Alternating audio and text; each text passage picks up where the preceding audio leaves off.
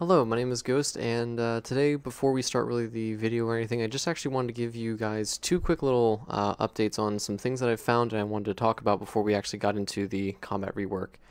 Actually, the webcam's a little off. Sorry, I get to do all this in one take because editing software doesn't work. So, the two things I wanted to talk about was the very first thing is actually there's been a bug, and I'm going to be calling it a bug because it's not supposed to be something that you can normally do in the game, which is when you scout this is your tiles specifically. When you scout either your ruins or your shipwreck, if you have one scout assigned to scouting the ruins or shipwreck, if you send your second scout anywhere on that tile specifically, whether the upgraded scout camp is upgraded or not, actually doesn't affect this.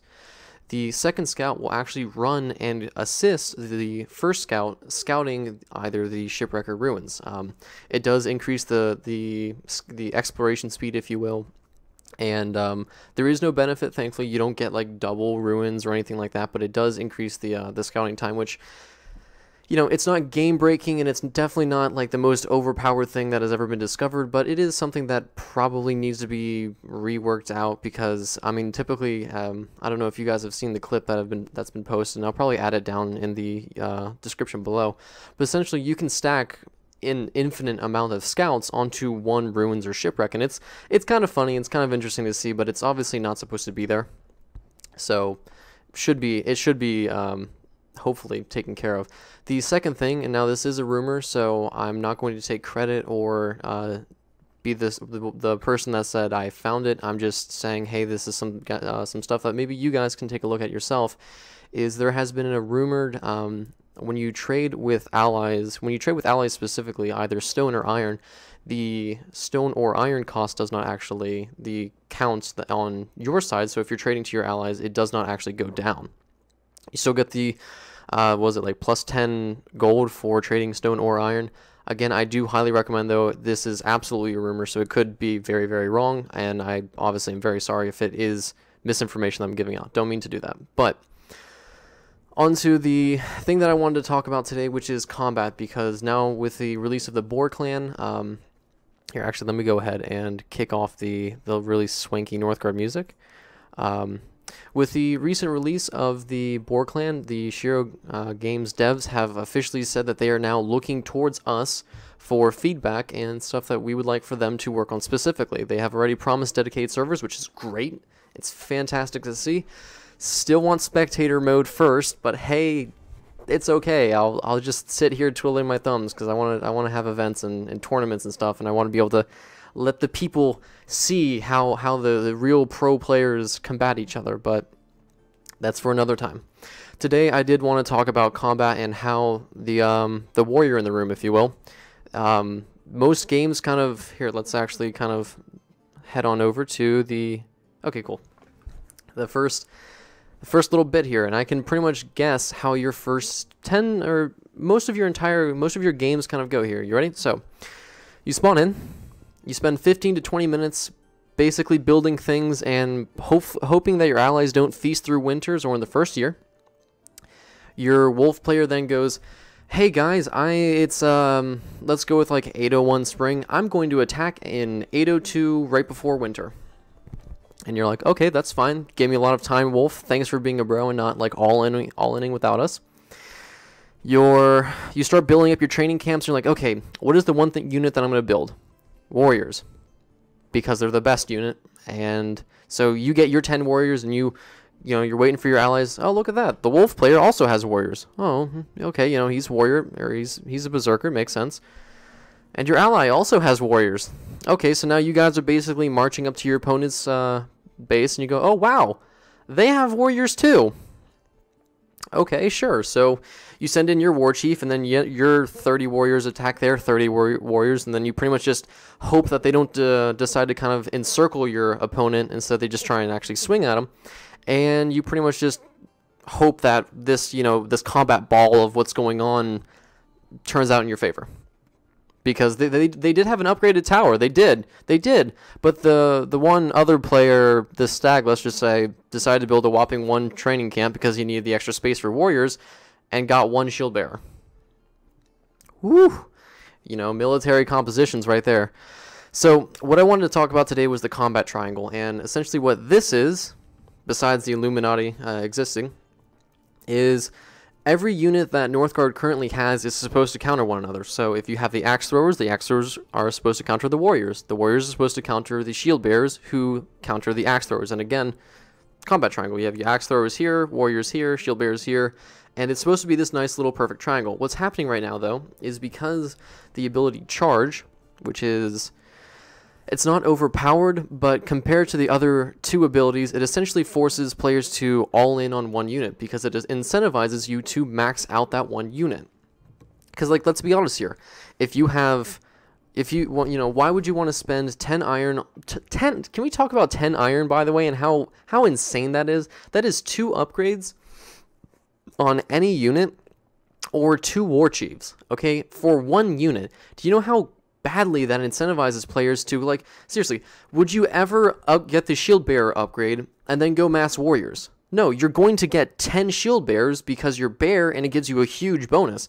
The problem with having 10 iron on one, it costing 10 iron for, only affecting 1 unit, you're gonna mass that 1 unit. And let's be honest here, how many of you seriously know how much the shield bearer gets in terms of resistance for the shield bearer bonus? I couldn't even tell you because I don't know. And same thing for the axe throwers. It gives you bonus range and I think faster attack speed, but that's it. With warriors you get charge. And again, coming back to this triangle here, you have your warriors get a better ability to counter their natural counter. And so what ends up happening is, since you don't have axe throwers, and unless you're bear, you're not going to be going shield bearers, you have this very, very wide base triangle because no one's going to go axe throwers because warriors have charge, and typically 9 out of 10 times they're upgraded, so you have really squishy axe throwers being engaged upon by warriors that hit for 18.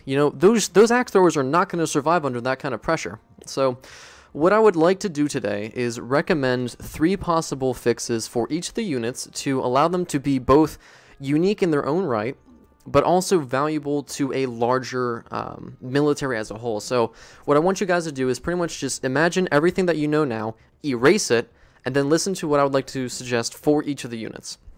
Now, when I am talking about these abilities, I do also want you to know that each of them costs 3 iron and not 10. Because, again, I highly suspect one of the biggest issues is it costs you 10 iron for 1. You're not going to want to spread those out, With 3, it still costs you only a total of 9 for total. It only costs you 9. And with that extra 1, hopefully the devs will make the villager bonus, what is it, like plus 15%, like building speed or something. Make that only 1. I am not going to spend 5 iron for an increased villager production. Like, let's be on, or villager construction speed. Like, let's be honest here. That's the most useless 5 iron you could probably ever spend. So, for the very first unit, I want to talk about the axe thrower, which is supposed to naturally counter the shield bearer. It still has all the same resistances. It has all the same healths, but, and this is, I'm going to say but quite a few times here because each unit's going to have its own kind of twist here. It starts with either 13 or 14 base damage, and I'm starting to lean more towards 14, because essentially what's going to happen is, I want the axe thrower to be a glass cannon.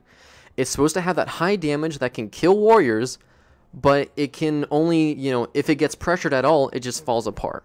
And that's where Bloodlust comes in. Now, Bloodlust, for any of you guys wondering what's Bloodlust, because that's why you're here, it is a 5-second cast, costing 15 health with a 30-second cooldown.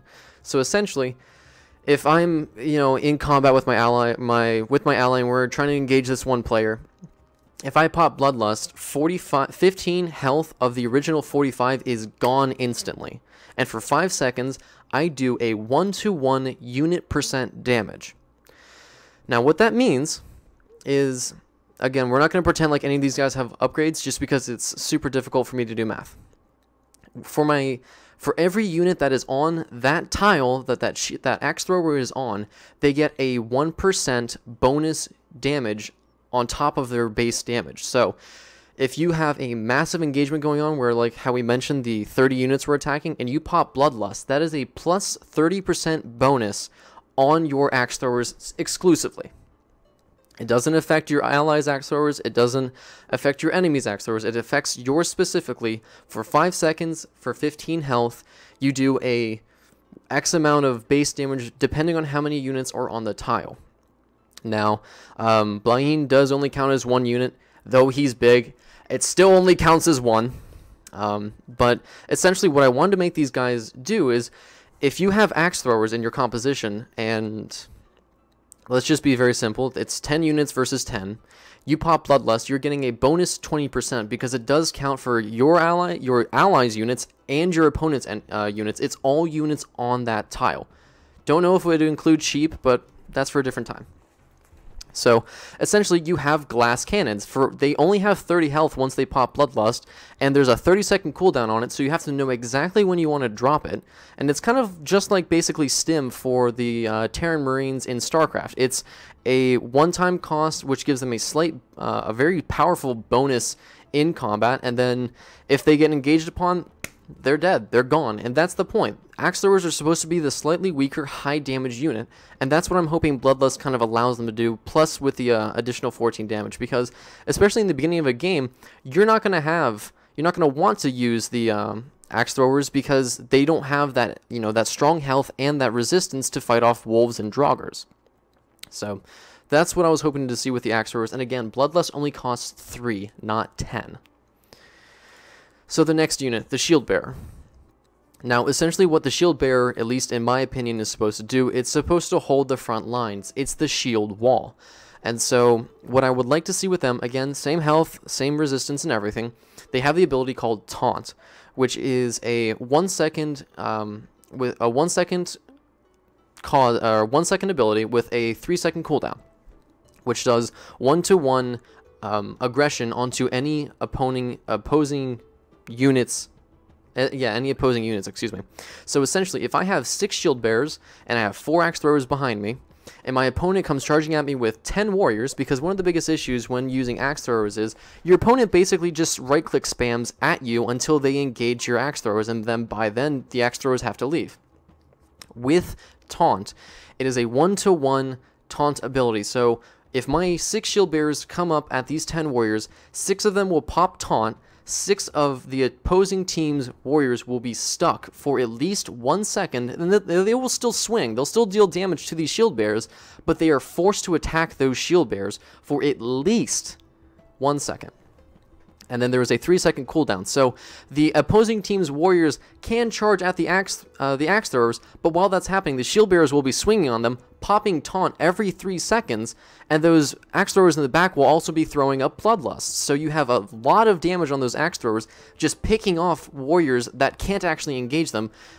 And so, it forces the mass warrior player to kind of balance out his abilities.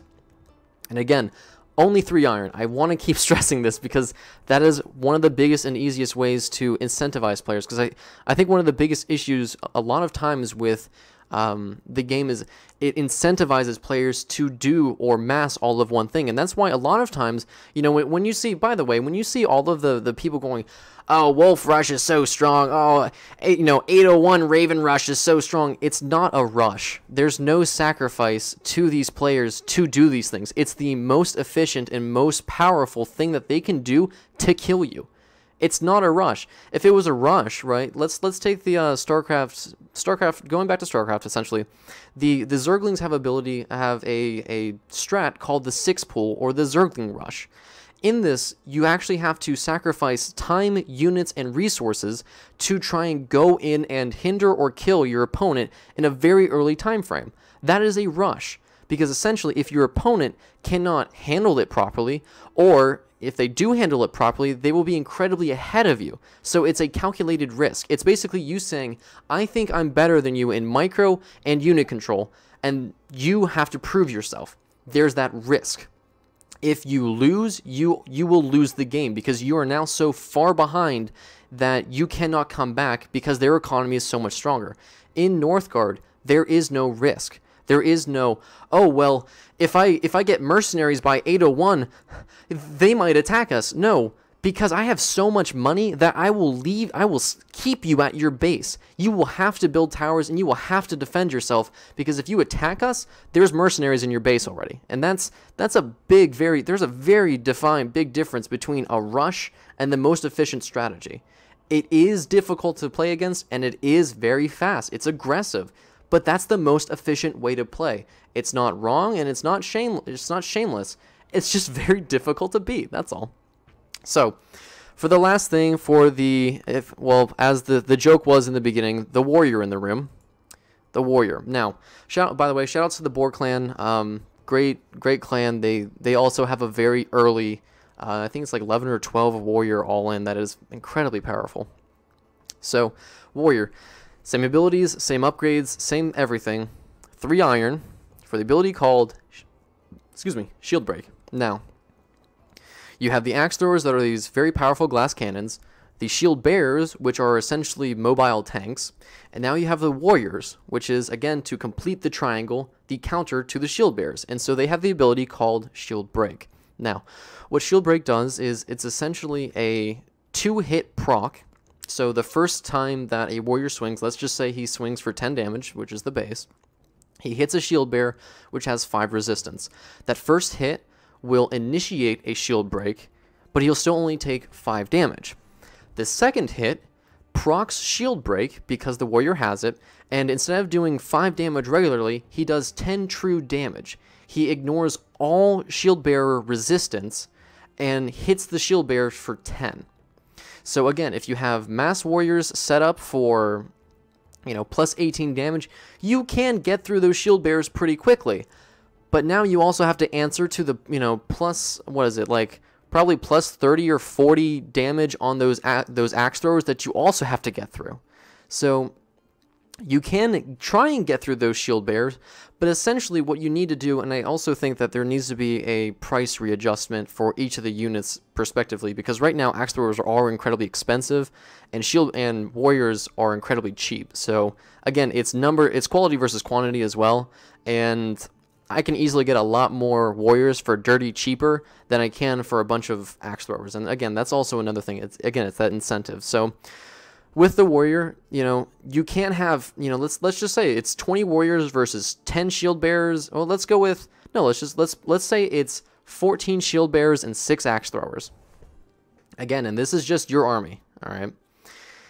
Your warriors come in, they charge, they will very easily decimate that army because you have an army that is catered to killing an entire shield bearer army. And again, that's where that map awareness and map or vision kind of comes in, and you need to know. If you see your opponent charging at you with mass axe throwers, get a bunch of shield bearers. If you see him coming in with mass shield bearers, get a bunch of warriors. If you see him coming in with mass warriors, you kind of want to split yourself up. You want to get a few axe throwers in the front, or shield bearers in the front. Maybe you have your war chief running in between to try and kind of flank. And again, that's also another thing. Warrior, shield bearer, and berserker, and shield main especially, each one of them, they need to have their own sort of ability tree or research or lore or something that makes them more fleshed out. Having basically a slightly tankier hero unit, it does help to initiate a fight, but that's really it. I really like that the bear gives, I think it's Kindred Spirit, where the shield maiden and the bear give bonus, food production for whatever, or bonus production for whatever tile they're on. I think that that's really good, and I think that we need to see that more through the other clans, but in their hero unit specifically. So again, back to the 10v10, and it's one guy's charging at you with mass warriors. Mass warriors is good, it's powerful, don't get me wrong, and especially if they invest a lot into mass warriors, it works. But you have 6 warriors, or 6 shield bearers in the front, your war chief in the middle, and then, the remaining 4 axe throwers behind you. Those axe throwers are going to do a lot of damage, and with the war chief in the middle to kind of just collect the extra units that happen to slink around, a war chief can kill 2 or 3 Vikings by his or herself, and all you really need to do is just micro your axe throwers at that point just to kind of skirt around any unit that tries to chase them, and you will very easily win that micro engagement, because now it comes down to your ability control versus your opponent's ability control, instead of I have more units than you, And in this giant little cluster mess of a bunch of HP bars kind of like going after each other, my opponent happened to bring in another ball of madness, and then this somehow caused us to win. And I really do think that that needs to be changed. So thank you to everyone that was here for this. I really do hope that it all kind of makes sense. Just to kind of go over it just one more time for the TLDR, basically. The iron needs to be set more to 3 instead of 10 because, again, it incentivizes a heavy all-in sort of mentality. The warrior has a ability called Shield Break, which gives you a crit for every 2 hits for true damage. Shield bearers have the ability called Taunt, which is a 1 second aggro for 3-second cooldown, which forces 1 unit to become immediately aggroed and uncontrollable by the player for 1 second on the shield bearer.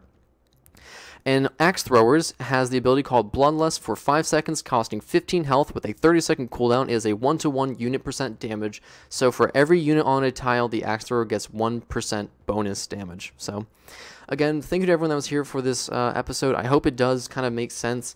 And if you have any questions, please feel free to let me know. I am always kind of quietly checking these things because I love to do that. And I hope you guys have a good day, good afternoon, good night.